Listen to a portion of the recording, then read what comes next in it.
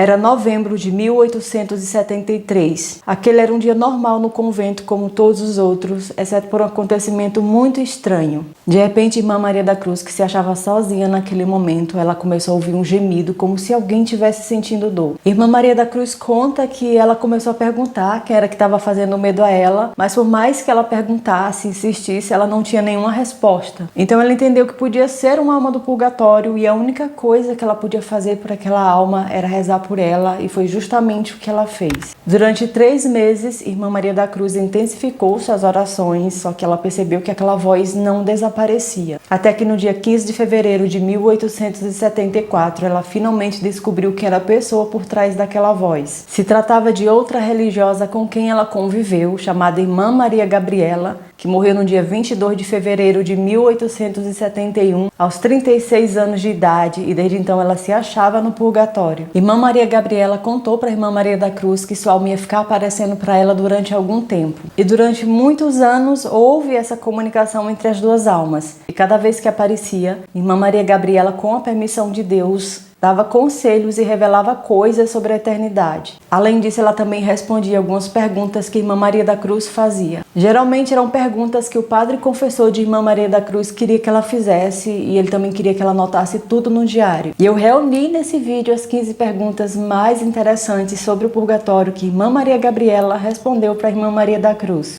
Sobre a hora da morte. Eu não tive agonia, como bem sabeis, mas eu posso vos dizer que no último momento decisivo, o demônio emprega toda a sua raiva em torno dos agonizantes.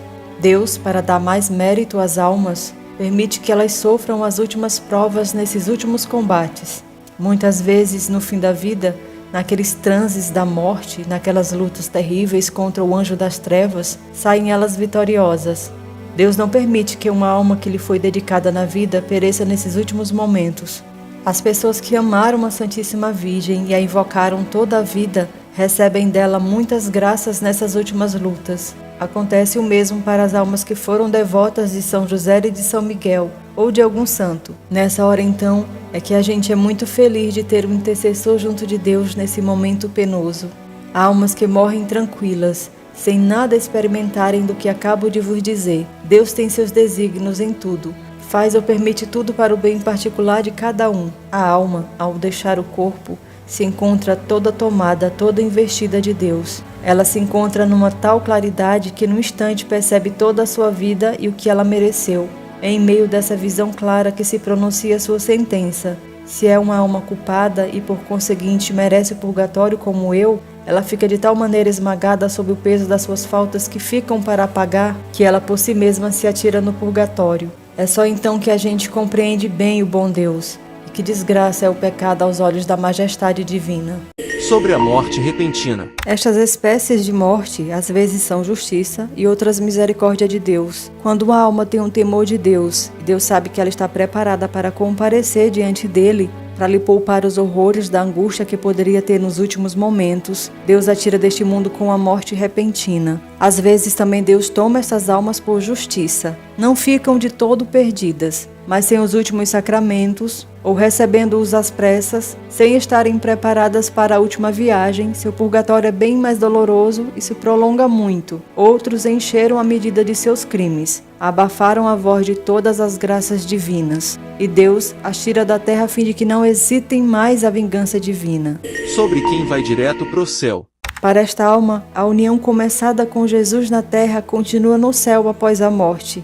Eis o céu, mas a união do céu é muito mais íntima do que a da terra. Poucas pessoas amam a Deus como Ele o quer. Elas se procuram a si mesmas, julgando procurar a Deus, e sonham com uma santidade que não é verdadeira.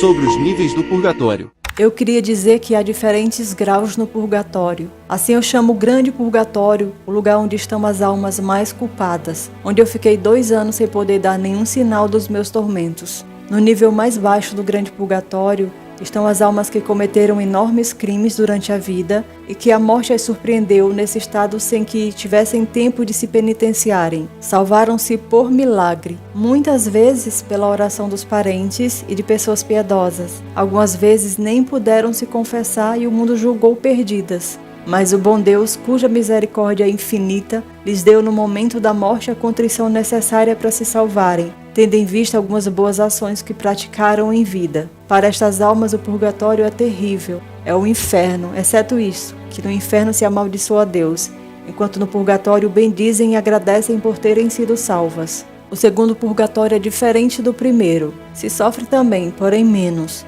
No segundo purgatório se encontram as almas que morreram culpadas de pecados veniais, pecados que não foram expiados antes da morte, ou então pecados mortais perdoados e não devidamente reparados. Há também o purgatório dos religiosos, homens e mulheres que se esquecem dos seus deveres, religiosos tíbios, padres que não exerceram seu ministério com a reverência devida à majestade de Deus, sacerdotes que não fizeram as almas que lhe foram confiadas amarem a nosso Senhor. Finalmente, há também o purgatório do desejo, que se chama o átrio ou ventrículo do céu. Poucas almas o evitam. Para evitá-lo é necessário desejar ardentemente o céu. E é raro isso, porque muitas pessoas, mesmo muito piedosas, têm medo de Deus e não desejaram bastante o céu com ardor.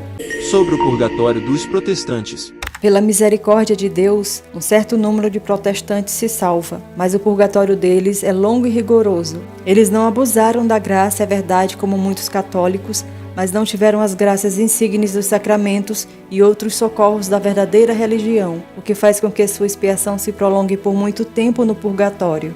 Sobre a Eucaristia. Não, eu não vejo o bom Deus quando ele está exposto. Sinto sua presença. Vejo como vós, com os olhos da fé, mas a nossa fé é muito mais viva do que a vossa. Nós sabemos sim, nós sabemos o que é o bom Deus. A Eucaristia deve ser para vós um imã que vos atrai cada vez mais. Para se preparar bem para a Santa Comunhão, é preciso amor antes, durante e depois da ação de graças. É preciso amar tanto a Deus e de tal modo que Ele encontre em vosso coração uma doce mansão, onde Ele possa repousar das ofensas que recebe em toda a parte. Nosso Senhor é muito sensível no Santíssimo Sacramento. Pelo menos então amai-o pelas almas injustas, e o bom Jesus se sentirá confortado e consolado nesse desprezo.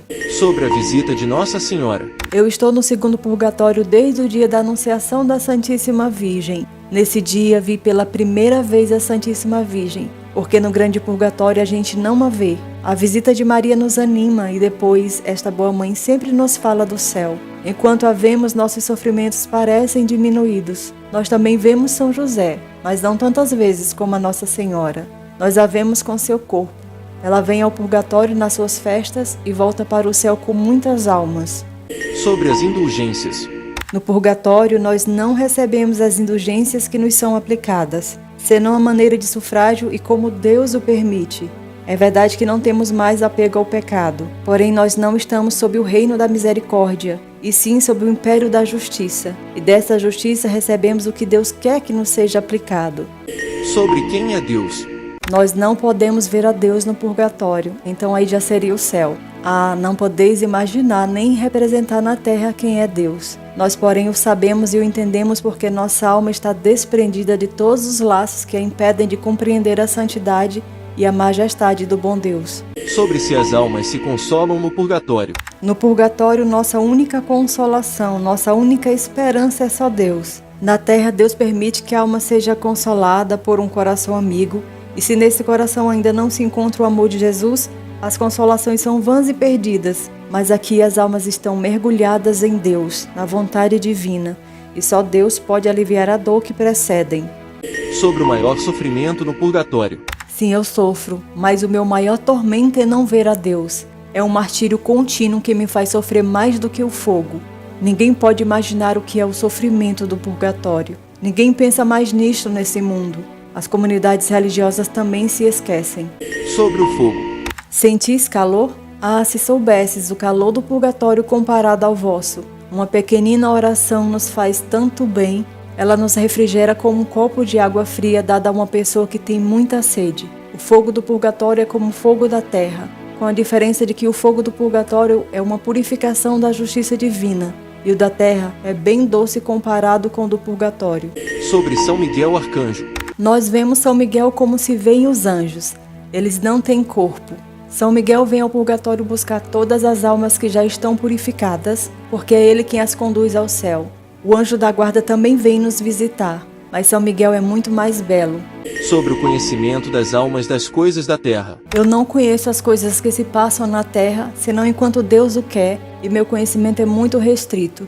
Não sei o que se passa nas almas das pessoas da terra, à exceção da vossa. Isso porque Deus o permitiu para a vossa santificação. O que vos digo algumas vezes de pessoas particulares, Deus me fez conhecer naquele momento, mas fora disto não sei mais de coisa alguma.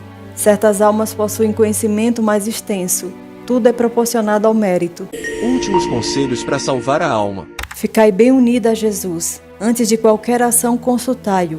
Sempre de coração a coração, como a um amigo que se tem sempre perto. Durante o dia, várias vezes, deixai-vos penetrar bem da presença de Deus. Recolhei-vos diante da sua divina majestade. Reconhecei vossa miséria, mas também a sua infinita bondade. Agradecei-lhe afetuosamente. Podeis falar com Jesus o dia inteiro.